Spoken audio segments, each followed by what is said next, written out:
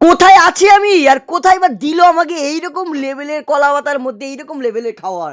তো চলো দেরি না করে সম্পূর্ণ ভিডিওটা শুরু করা যাক। হ্যালো গাইস, আর আজকে আছে আমি বাড়িতে। আর আমার বাড়িতে হচ্ছে আজকে নিরামিষ থালি রান্না।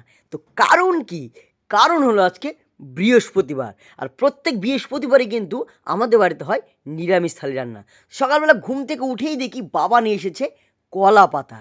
আর কচি কচি কলা পাতায় কিন্তু নিরামিষ থালি খেতে কিন্তু অসম্ভব সুন্দর লাগে। তো আমাদের বাড়ির যে আইটেমগুলো ছিল, আইটেম হচ্ছে আজকে ছিল কুমড়োর নিরামিষ, তারপরে ছিল আলু ভাজি আর ডালের বড়া, আর ছিল ফুল পাতার বড়া। তো এইসব দেখে কিন্তু অসম্ভব সুন্দর লাগছিল। তারপরে ছিল এইরকম লেভেলের পটলের একটা রসা। তো এইসব দেখে কিন্তু আমার কিন্তু আর লোভ আর সামলাতে পারলাম না। তো চট জলদি হাতটা ধুয়ে কিন্তু আমি বসে গেলাম।